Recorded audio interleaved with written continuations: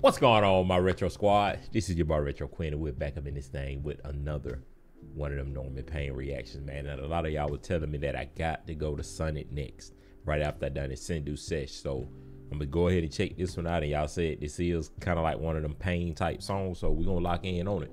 We got Norman Payne, Sonnet. Dang.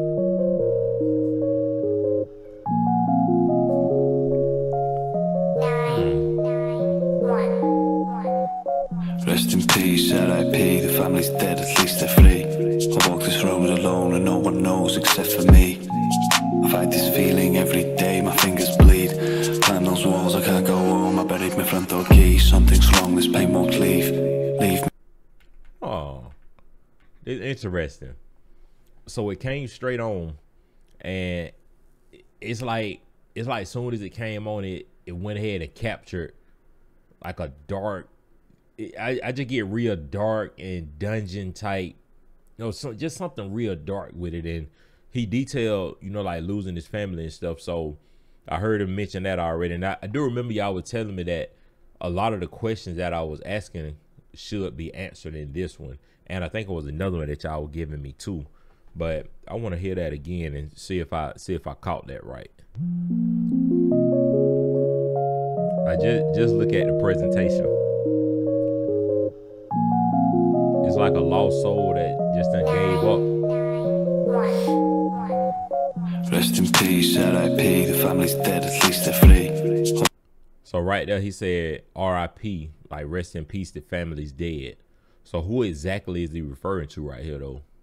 With the family. Rest in peace, R.I.P. The family's dead, at least they're free. I walk this road alone and no one knows except for me. I fight this feeling every day, my fingers bleed. Climb those walls, I can't go home. I buried my front door key. Something's wrong, this pain won't leave me in my cave and let me be. Will I live or will I die? I just don't know, I guess we'll see. Turn my back on life, I won't survive unless I'm free. Wow. Turn my back on life, I won't live unless I'm free. That's a tough one there. In my cave and let me be. Will I live or will I die? I just don't know, I guess we'll see. Turn my back on life, I won't survive unless I'm free. 18 years in the can, that's time I won't get back. Drive my soul into the ground and take my heart and paint it black. Everything I own fits inside a plastic bag. All of these problems in my life are weighing on my shoulders, break my back. Right there. So I remember I've been asking, that was one of the main things I was asking about, like that 18 years that he referenced. And he just said it right there. 18 years that I spent in the county, I can't get that time back. So he done did 18 years. And then he say everything that belongs to him is in a plastic bag. So that goes back to, what I was saying, or what I was asking about with the whole homeless type thing as well, when he did his Sendu Sesh. And I could see a lot of correlations in which maybe the Sendu Sesh could be like a continuation to Sonnet, because I know y'all said that Sonnet was already out, but I could be wrong. But it just seemed like a building block, between like going from Sonnet to his Sendu Sesh. My soul into the ground and take my heart and paint it black. Everything I own fits inside a plastic bag. All of these problems in my life are weighing on my shoulders, break my back. Life on a twitch life, living stitches, slide to the rest of the minds in prison. Points in a bitter, I might start itching and turning again to addiction. Let me paint you a picture. Van Gogh for the starry night, out the windows, vistas, distant figures and bars and blisters. I miss my parents, I wish they were with us.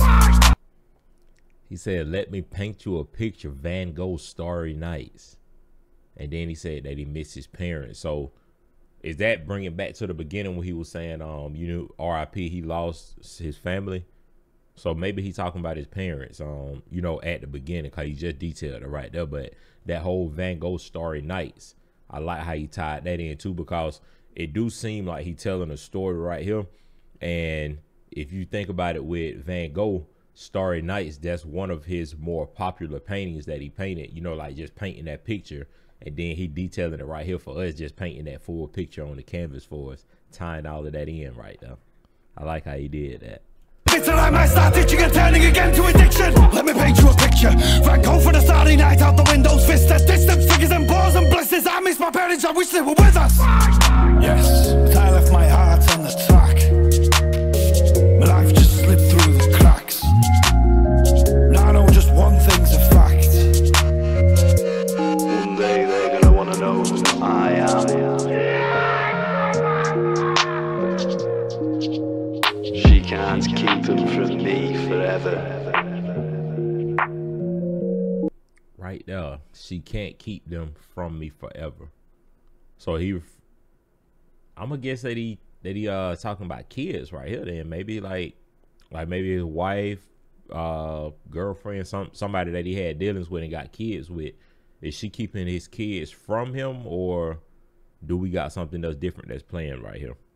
Cause I could tell with this song it's like he detailing a lot of stuff in it, but I don't know the whole backstory with Norman Payne and stuff, so I can't just outright say. I can only, just kind of guess based off of what he's saying from this song.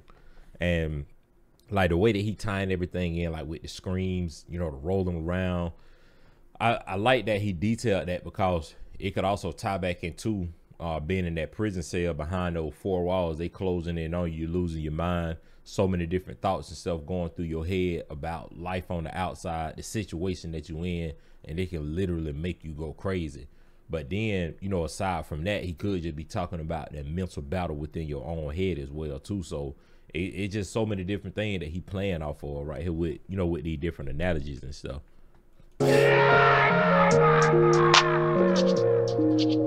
She can't keep them from me forever. It's like he on edge. Got to keep it together, Dalai Lama, pray every day. Holy Father, kill that guy, kill his wife. You know what they say, yes, that's karma. Cops in the chiller, beers in the fridge, ice in the pocket. Okay. Hold on. Murder? Got to keep it together, Dalai Lama, pray every day. Holy Father, kill that guy, kill his wife. You know what they say, yes, that's karma. Cops in Killed that guy, killed his wife. And you know what they say, this, that karma. And look right here, he's spelling out why with a question mark with the fries that he eating. So that's a question that I got for y'all too. Did he do those 18 years for murder? Or is this something totally different that he referring to? Cause me just kind of following the story that he telling throughout here, he detailed 18 years earlier, that he can't get back. So he was locked up for 18 years. And then right here, he's saying killed that man and killed his wife. So 18 years for murder, maybe. And then he also saying like, I done lost my mind. I'm going through this, like the way that life going for me and stuff right now. I'm saying why, but at the same time, I know that this is my karma for what I done in the past, whether it's murder or whether it's just some other like devious type things and stuff that he may done. I don't know. Father, kill that guy, kill his wife. You know what they say, yes, that's karma. Cops in the chiller, beers in the fridge, ice in the pocket. Oh, cause this morning it just thought fuck it. Stand in the bath, shaving me head, plugging the socket. Car walk straight, lay in the gutter, filling with vomit. Sold my car, bloke in the boot, blood in the bonnet. Shall I compare these to a piece of shit? Write you a sonnet. Hold on, let me check the end of that. Stand in the bath, shaving me head, plugging the socket. Glock in the socket. I wonder, is he talking about being locked up with the lock in the sock, where you put something, you can use like a rock or just any type of hard object and put in the sock, turn it into a weapon. I walk straight, lay in the gutter, filling with vomit. Sold my car, bloke in the boot, blood in the bonnet. Shall I compare these to a piece of shit? Write you a sonnet. So right there at the end, and that, what is that? Is that Shakespeare, if I ain't mistaken? Well, he was like, he compare it to Sonnet, in which I see the title is the title is Sonnet too. So is he just playing off this entire thing and bringing in like a Shakespeare, cause I think I was in like 11th or 12th grade, and I had British Lit, and I was real big on poetry and stuff, and like just going through all of the Shakespeare stuff. That was one of his I can't remember the actual title of his poem, but I think it was like Sonnets. Dang, what was it, like Sonnet 74 or Sonnet something? But it was pretty much just comparing to like a sunny, like, you know, brightness and goodness, like skies and stuff like that. But it seemed like he playing off of the reverse of that and making everything dark, like, you know, comparing his life to the dark side of the sonnet. That's what it seemed like he doing right there. But I could be way out of left field. Y'all just have to let me know. And then it been so long ago since I was into like all of the poetry and Shakespeare and all that stuff too. I could be getting confused with something else. You can see that pain in his eyes.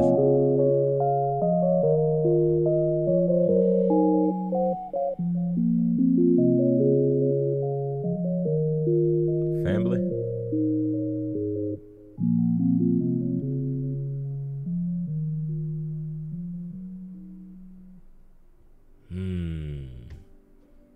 And that was a deep one right there. That was a very, very deep one. And I'm gonna need my research department, man, because even though I had a lot of questions on the Sindhu Sesh, I got way more questions that I need answered on this one. So hopefully, if y'all like here to the end of this video, I definitely need y'all to answer all those questions. You know, about the 18 years, about the murder, family. Was it his mother and father that he talking about that he lost, or was it somebody else close to him that he lost? Did he have dealings with someone, have kids? Did they take the kids from him, or are they keeping the kids away from him? And, you know, just a lot of the other stuff that detailed. Is he homeless? Was he homeless? All of that type of stuff. But I hope y'all enjoyed it. This one just hit way different though, because I can hear the pain in his voice. I can see the pain in his face. In which he could just be a lot of artists, they real good about storytelling and, you know, being able to get their point across. But you got those artists too that actually been through this stuff, and you can just physically see it and hear it like on their face and their voice. And that's what I'm getting out of this one with Norman Payne. But if y'all got some more, y'all definitely let me know, and y'all make sure that y'all answer all those questions for me down below in the comment section if you can. Hopefully you enjoyed it. Y'all like, comment, subscribe, stay positive, and stay smiling. And without further ado, this is your boy Quin. I'm out.